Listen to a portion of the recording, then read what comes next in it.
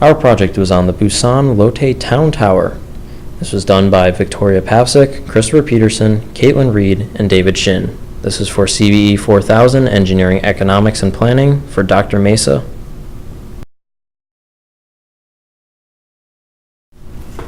These are the main sources that were used when researching this project.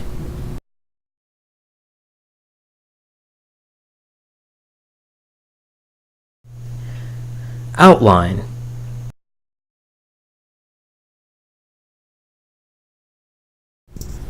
The following presentation will include an introduction of the tower, key costs and benefits, issues involved in execution, decisions made, as well as the current status of the tower and a final discussion and criticism.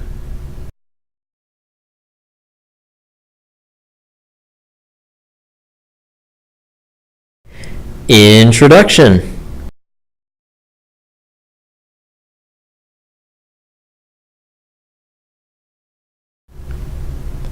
The Busan Lotte Town Tower is a 107-story structure. It is 510 meters tall and located in the largest South Korean port city of Busan. The tower is owned and funded by the Lotte Group, Korea's fifth largest business conglomerate. They announced plans for the tower in early 2002 and construction began in 2009, which is still ongoing as of April 2018. When completed, the project will introduce numerous facilities such as shopping centers, luxury hotels, and offices for residents of Busan.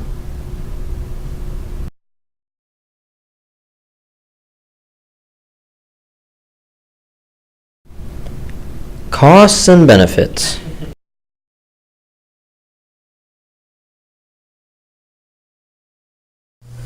The Busan Lotte Town Tower has an estimated cost of $3.5 billion. It also cost 8.7 hectares of land right along the water. It has been predicted that it will take 7 years to complete, but as you can see, the project has far exceeded that. Once the building is completed, the city will see many benefits, one of which is that the green space lost will be mitigated through the rooftop garden on the retail store and green rooms which will be throughout the skyscraper. This will give shoppers, employees, and tourists a nice place to relax. The tower has a 6-story underground parking structure that will hold 2,400 parking stalls to alleviate traffic congestion. The first 11 floors will be retail stores for tourists and residents to shop, which will bring in revenue for those businesses as well as the city. The offices will be right above that and will provide companies plenty of room to expand and grow. The condominiums right above the offices will give the employees a place to reside, therefore reducing traffic from them having to commute to work. The luxury hotel and observation deck at the top of the structure will serve as a tourist hotspot, which will bring in more money to the city.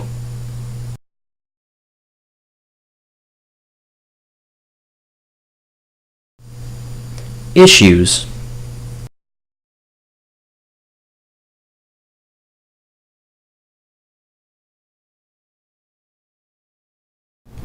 As with any construction, the Busan Lotte Tower faced many unexpected challenges. The first problem arose due to the tower being located in the center of an urban port city. The office buildings and shop centers were projected to create an influx of traffic.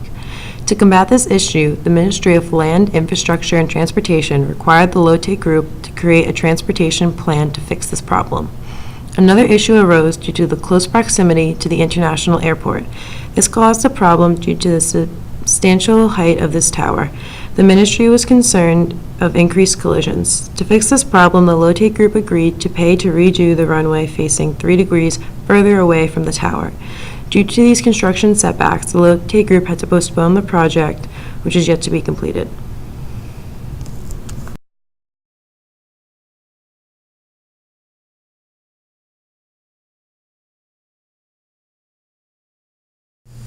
Decisions.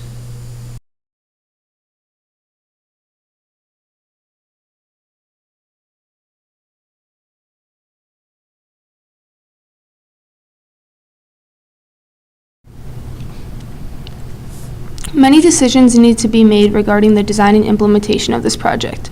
The first decisions involved general plans for the design of the building.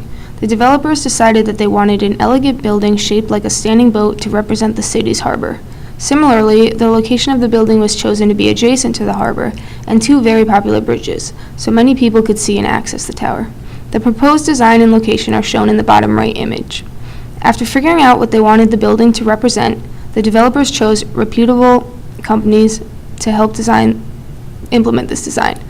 Kahn, Peterson, Fox Associates were chosen as design contractors, and Skidmore, Owings, and Merrill were chosen as architects. Lotte Group chose these companies because they trusted that they could fulfill their vision. Next, the designers had to design how to build a tower in order to meet the requests of the developers. Some of the structural decisions that were made to build the project using high-strength concrete because it could handle the most load. They also chose to build the wall supports in a Y shape, as shown in the picture on the left, because it minimized the amount of materials and helped reduce the problems associated with extreme winds. Lastly, they chose to make this building environmentally friendly by incorporating several sustainability design elements. A rooftop garden was built above the department store and is pictured here in the bottom left. This garden not only helps reduce the carbon footprint, but also provides a beautiful place for people to explore. Other sustainable measures include natural ventilation, light shelves, louvers, and a seawater cooling system. Once the developers and designers figured out how the building was to be constructed, they decided to split the process up into 4 different phases. The first phase consisted of the department store. The second phase was an addition to the department store. The third phase was a market and cinema. And the last phase, which hasn't been completed yet, consists of a luxury hotel, offices, and residential housing. Separating the construction process into phases helped organize the project and allow people to use the parts of the building that were finished early on. Lastly, some decisions needed to be made when different issues arose. As described earlier, the construction process created traffic issues, environmental issues, conflicted with airline routes, and ran out of funding. The developers of the building needed to make quick decisions on how to handle these different problems in order to continue construction. In the end, they had to decide to put construction on hold because they had no money.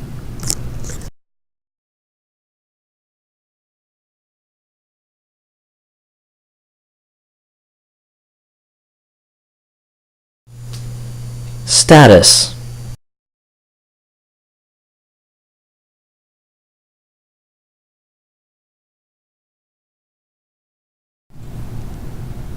The current status of the tower is incomplete. Phases 1, 2, and 3 have all been completed, resulting in the opening of a department store and rooftop garden and parking lot that people can use. However, the biggest part of the building, and the part that will bring in the most revenue, has yet to be completed because the developers ran out of funding.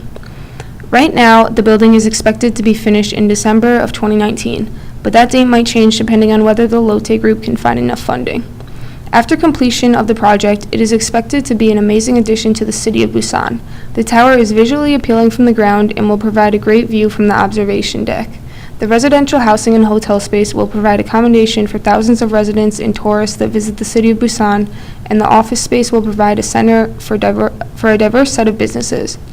As a whole, the skyscraper will attract many tourists who want to experience the breathtaking views from the observation deck and rooftop garden, window shop in the huge department store, catch a movie in the cinema, or need a place to stay during their visit. Although the building is currently incomplete, it is expected to transform the skyline of Busan. The planned completed skyscraper is pictured to the left, while the current site is pictured below, showing the finished department store and beginning of the tower construction.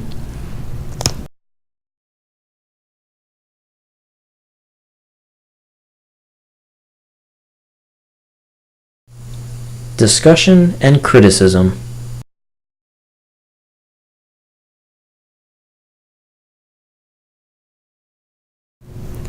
The Busan Lotte Town Tower was created to be a landmark and iconic building for the port city of Busan. The primary problems associated with the project are transportation and funding. The transportation issues, both land and in air, caused delays in construction, which combined with the Lotte Group's development of the World Tower in Seoul, South Korea, ultimately forced the group to put the project on hold. However, the project is ultimately expected to make millions in revenue each year due to the luxury hotels, office spaces, and the observation deck. The project is generally perceived as important to the residents of Busan. The tower will bring in revenue from tourism as well as create jobs. The project is considered a success with poor consideration for transit regulation.